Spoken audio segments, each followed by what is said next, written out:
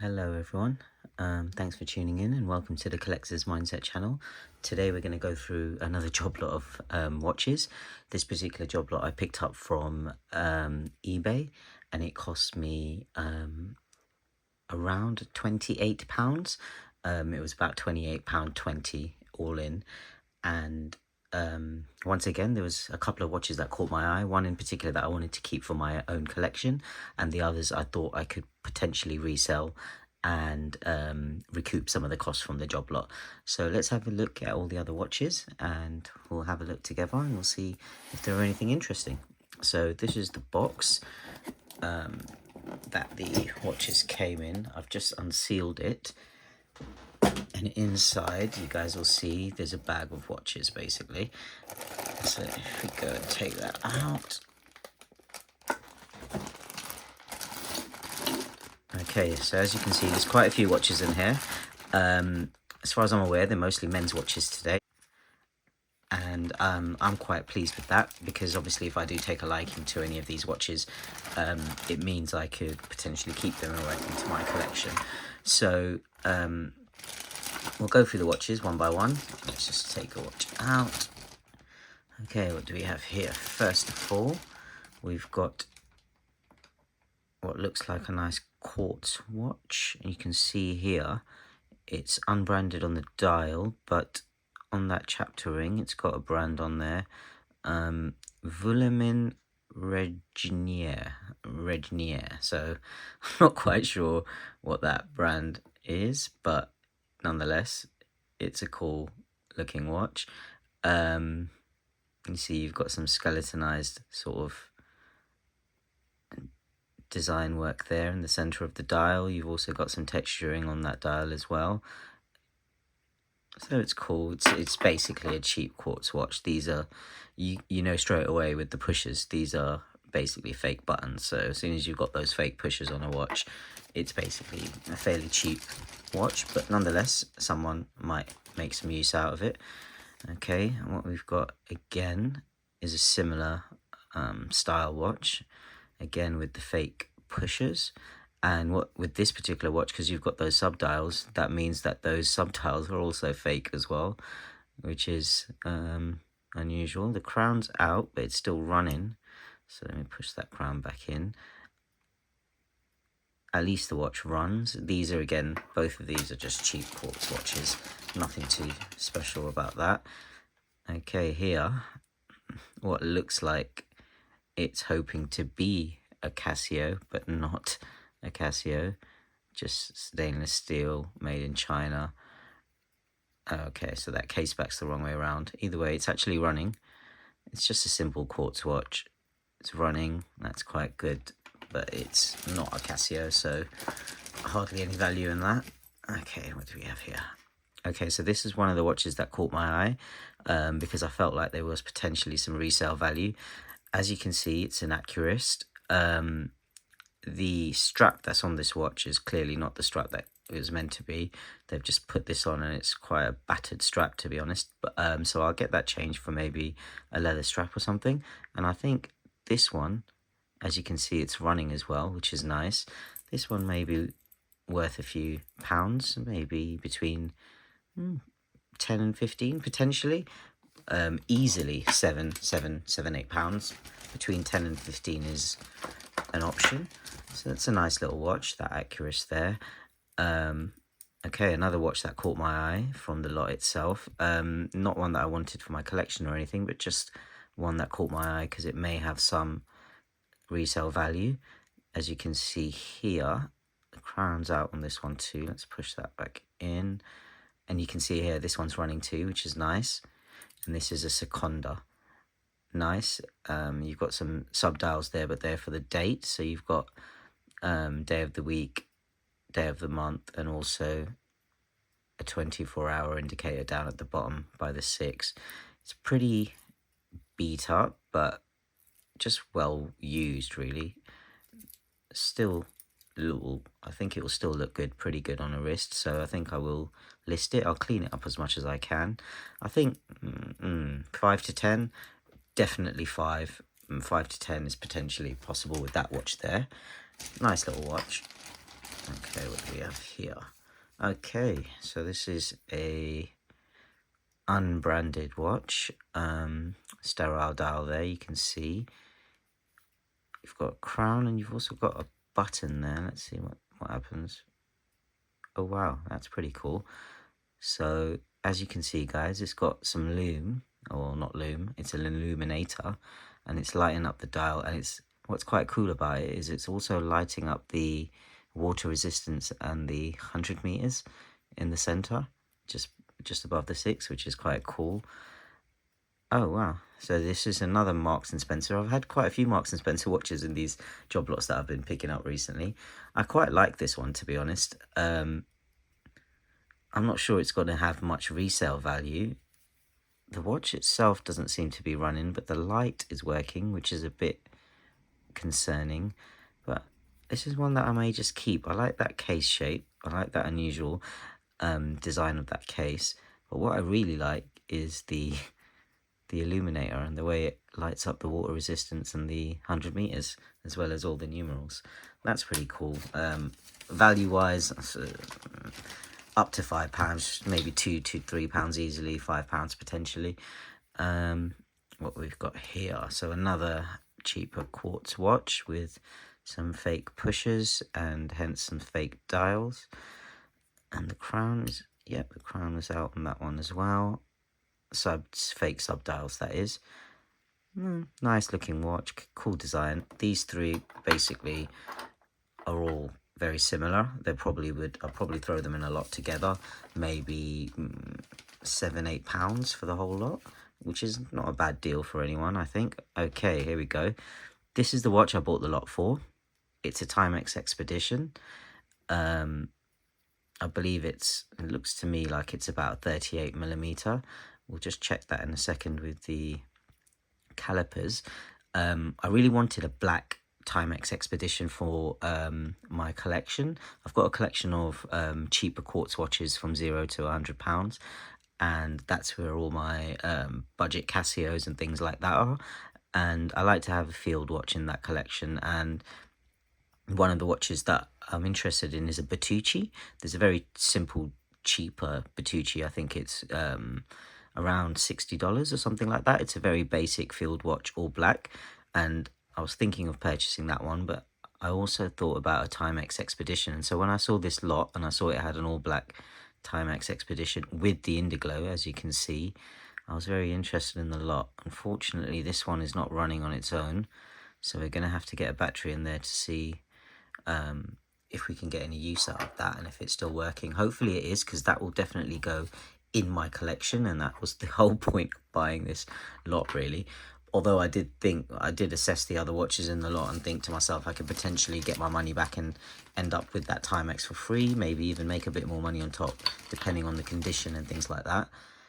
Okay, so here we go. We've got another cheaper quartz watch. This is a Thomas Calvi, very much in the design of a Daniel Wellington, I guess, but that's obviously not a ubiquitous. The Daniel Wellington is a ubiquitous design. It's not something they came up with. It's not by any means their design language. So just a nice, simple, I guess, Bauhaus looking dial. Is this running? No, this one's not running, and you can see there, for some reason, it looks like it may have had some pushes as well, but they're not in the watch anymore. And what's weird is that looks like a running seconds hand down at the bottom there, but you've also got the seconds hand there. So unusual. Or maybe that's a fake subdial there, and that's the actual second hand. You can see here the strap also is pretty beat up. Yeah, it's pretty beat up.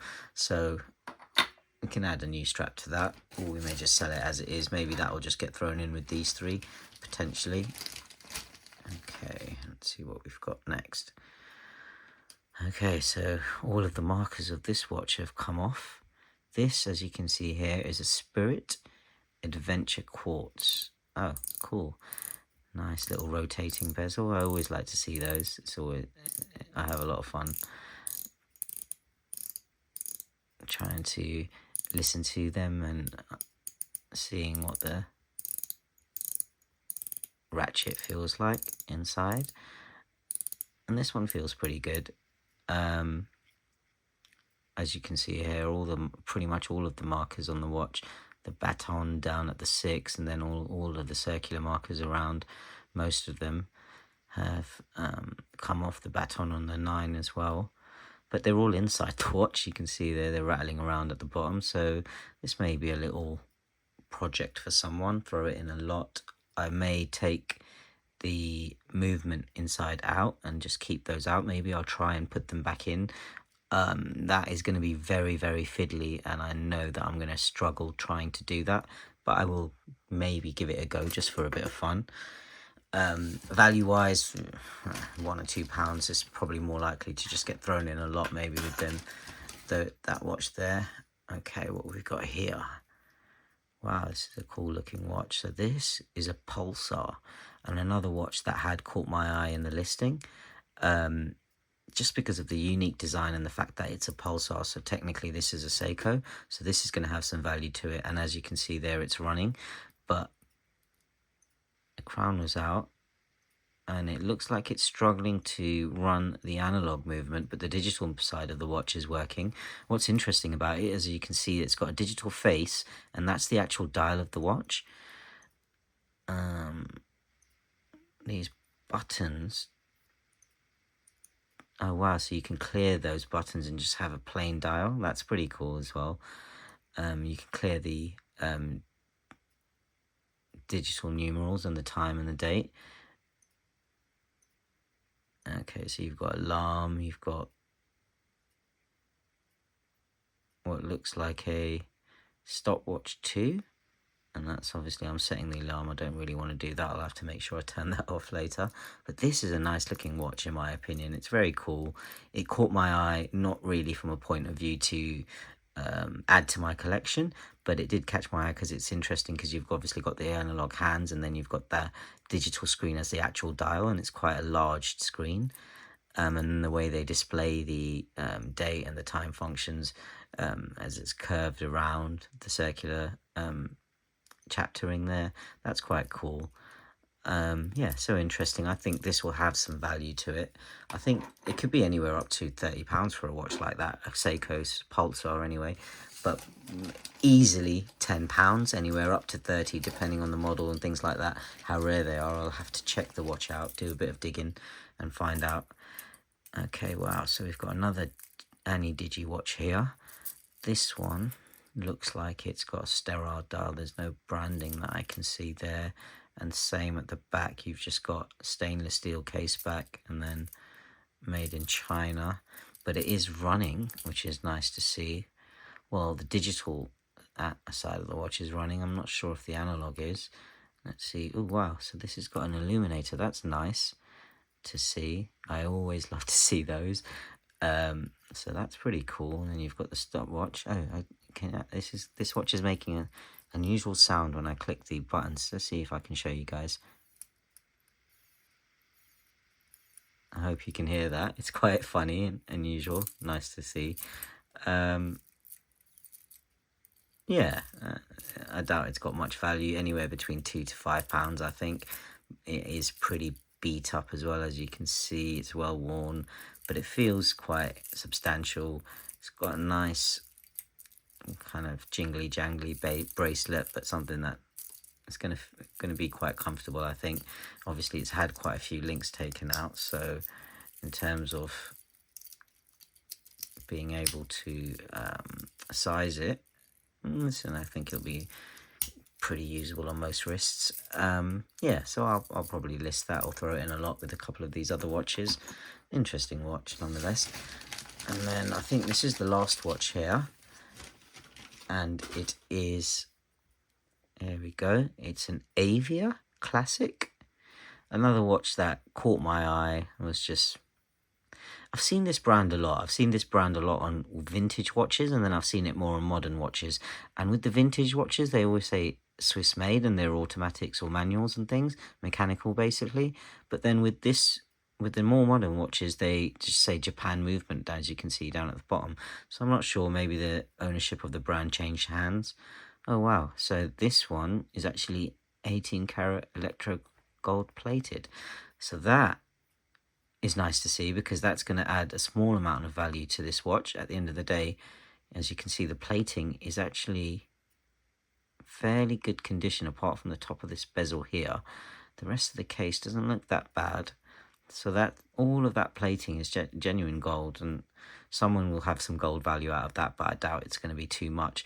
I think the watch itself is probably worth a bit more.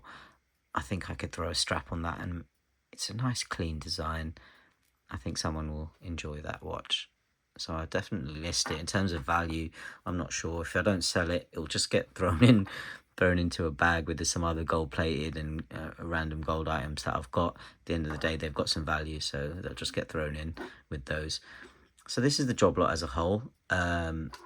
What do I make of it? I think if this watch works, I'll be really happy, because I think this is easily a 20 to 30 pound watch. If with the strap and working and everything else, I'll throw a nice NATO on there or something like that, or maybe a single pass through, and I think it's going to look great. It is pretty used, but it's a acrylic crystal there, so I can get that polished up nicely with a bit of polywatch, so that's not an issue. This is also a polycarbonate case of some sort, so obviously you do get expeditions with the metal alloy case, which I have got as well, which has got a nice khaki green dial, but I really wanted a black one, and I'm not really sure I wanted to pay full price, so this was an opportunity for me to pick that watch up, one that I've wanted for my collection, and potentially end up with it for free, maybe, or a very good price. It's worth at least 20 if it's working. I need to check that, obviously, but let's just say that this is easily 15 on that particular pulsar. Could be anywhere up to 30, I think, maybe more. It could be a very rare model. I'll have to look into that. You could say that the Seconda is easily £5. The Accurist, I'd say easily 8 to 10 at least. So if you think about that, between those watches there, I might have potentially gone some way to repaying the whole lot. And then if you think that this watch here, I could easily £3 for that, anywhere up to 5, and then these is a lot, potentially 8 or 9. Selling them individually, you could probably sell them for £2 each easily, very, very easily. I'm sure people do like them. People like very cheap watches that have a nice look to them, and on the wrist these are going to look pretty good, even though they are genuinely some of the cheapest quartz watches you're going to find. Yeah, on the wrist they're going to look nice. They are fairly disposable. I'm not sure how long they'd last, things like that. This one here, I think I might just add that to the watches that I'm thinking of keeping. So if I can end up with those 2 watches for my collection, potentially make some of the money back from these, I think that's a win-win, and have some fun again fixing up these watches, going through them, potentially opening up a few of these watches, seeing if I can get them running, because obviously with the analog not working on that one, and that one too, the analog's not working, so I'm gonna have to try and get those running, and obviously I want to get the Timex running first and foremost. So yeah, a nice little job lot of watches. Not too expensive. Well, actually I would have liked to got this cheaper, but what made me bite the bullet was the fact that it had a watch that I really wanted for my own collection within it, and it was an opportunity for me to pick that up. I know I've seen these listed for anywhere between, there was one listed for 20, and I was really interested in buying it, but it got sold before I got a chance to pull the trigger on that one. But I've seen these listed Timex Expeditions all blacks for anywhere between 20 and £50 really. So it's an opportunity for me to pick this watch up, used obviously, but if it's working, that's absolutely fine with me, and potentially get that for a really good price, or even free maybe. You can see here, so it's a 36mm there, which is nice. That's nice for my wrist especially, so I'm really pleased with that. I just really hope it's running. You can hear, I'm not sure if you guys can hear, but if you listen very carefully in the silence, you'll hear the cheaper quartz movements ticking like a wall clock. But anyway, I hope you guys enjoyed the video. Thanks very much for tuning in. I do have a couple more job lots actually that I'm going to do. So I've done about 4 or 5 job lot videos. This is probably the 6th or 7th. I've got one more, a couple more actually to come through, and both of those do have watches that I'm interested in. So I will do videos about those, but at the end I'll do a roundup. And from these job lots, I've had them for a few weeks now. I have fixed a few up. I've sold a few. I've made quite in all. I spent around £180 on all of these job lots. I've actually sold enough watches to make around £60 back already. I've got a whole load others listed. And I've got a whole bunch of watches to add to my own collection. So that's the bit that really excites me, and I'm really excited to show you guys on the JobLot roundup. So please do subscribe if you're interested in seeing that particular video, because I think it's going to be really interesting. I think what you'll find, or what I'm hoping to demonstrate, is that there's an opportunity to make some money and really add some really class pieces to my own collection as well. So stay tuned for that. Thank you very much for tuning in, and have a very good evening, everyone. Bye bye.